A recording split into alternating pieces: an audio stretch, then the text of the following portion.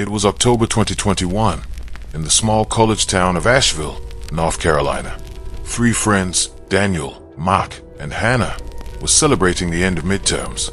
They decided to drive out to a quiet lake just outside the city, a hidden spot surrounded by thick woods. Students often went there to drink, laugh, and escape the pressure of exams. The night was colder than they expected.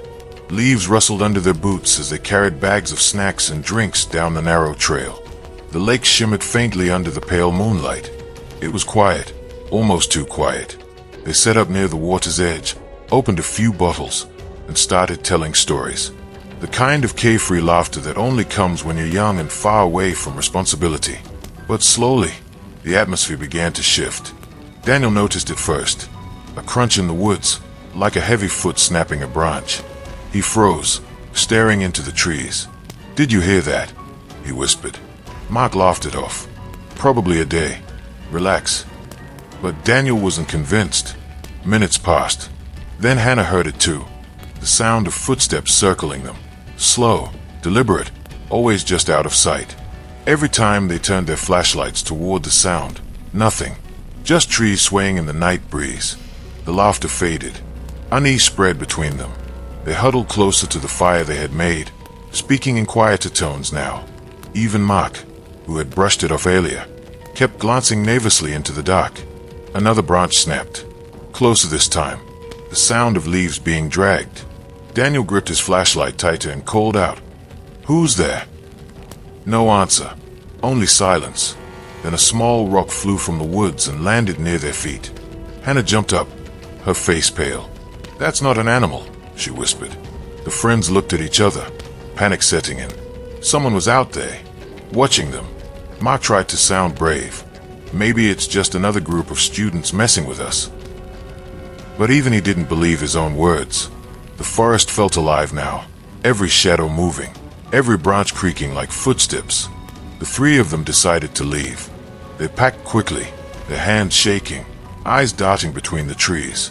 As they walked back down the narrow path, the footsteps followed, always a few steps behind, sometimes closer, sometimes farther, but never stopping. Daniel whispered, "Don't look back, just keep moving."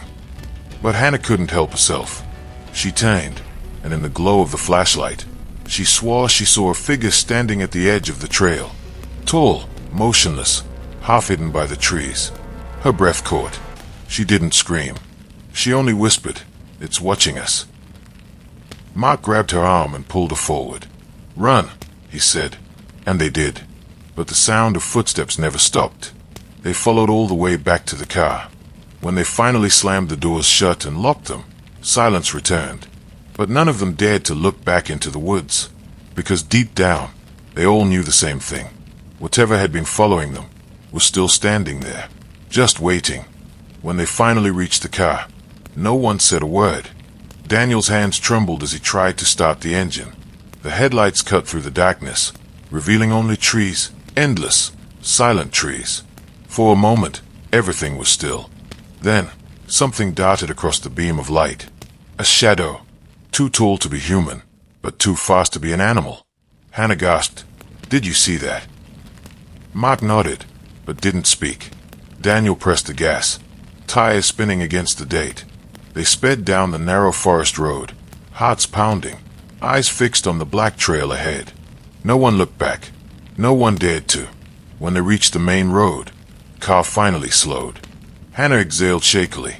"Whatever that was, it's over," she whispered. But Daniel wasn't convinced.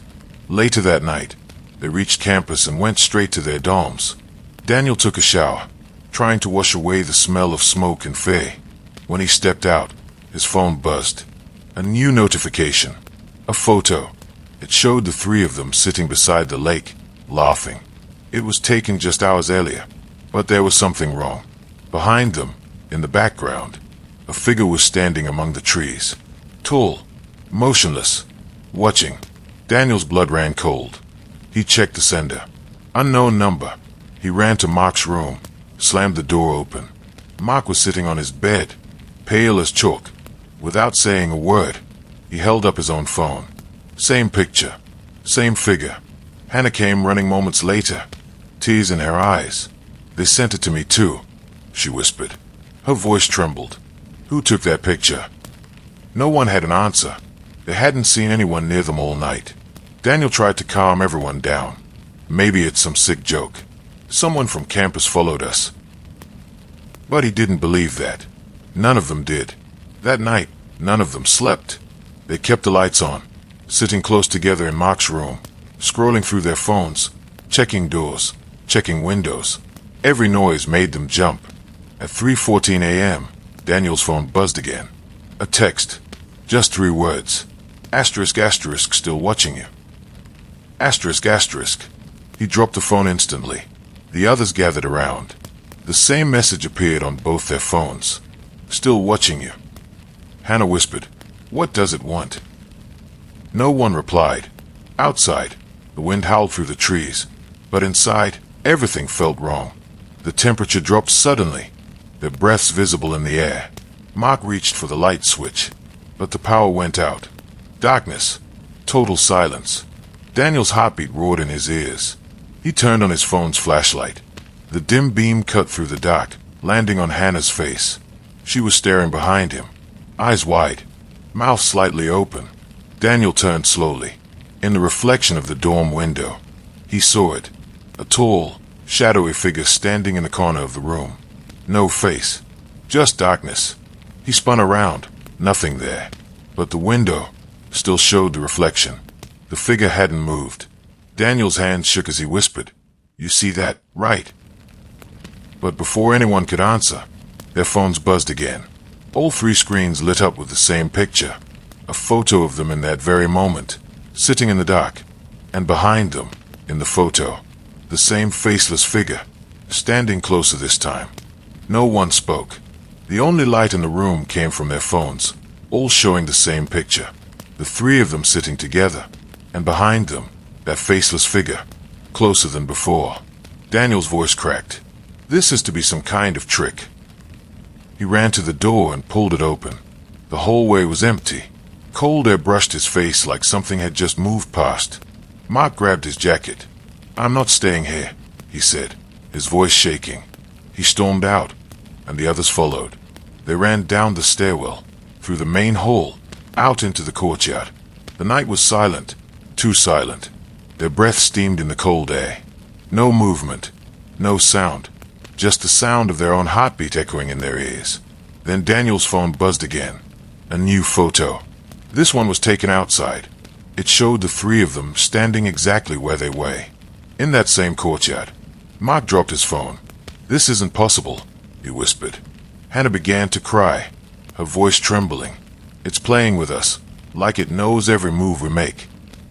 They ran toward the parking lot, desperate to reach the car. But when they turned the corner, the car was already running.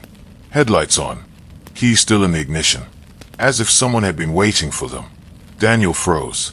Slowly, he stepped closer to the driver's seat. The door was slightly open. Inside, the seats were wet, and muddy footprints led from the car toward the woods. Hannah's voice barely came out. "It's leading us back." They all stood still, staring into the tree line. The dark seemed to breathe, branches swaying even though there was no wind. A whisper cut through the silence. 3 words. Soft, distant. Asterisk asterisk, come back here.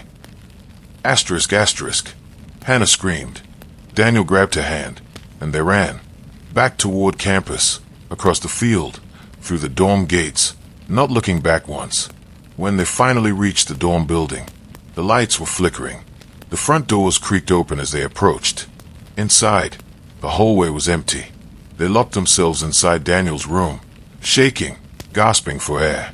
For a while, there was only silence. Then Mark's phone buzzed again. He hesitated before picking it up. A new message had appeared. It read, "Asterisk asterisk, you shouldn't have left." Asterisk asterisk. The photo attached made Daniel's stomach twist. It was the same image from the lake. But now, the figure wasn't behind them. It was sitting among them, right in the middle. Mark dropped his phone, his voice barely a whisper. "It's here." The lights in the room flickered again. One by one, the bulbs went dark, until only the phone screens glowed faintly. A shadow passed across the walls, stretching, twisting, reaching. Hannah screamed, and Daniel grabbed her arm, trying to pull her toward the door. But it slammed shut on its own. The last thing Daniel saw before the lights went out completely was the reflection in the window. The faceless figure was standing behind him, closer than ever. The next morning, campus security entered the room. 3 phones lay on the floor, each one showing the same unread message. It said, asterisk asterisk, you can run, but you'll never leave the woods. Asterisk asterisk.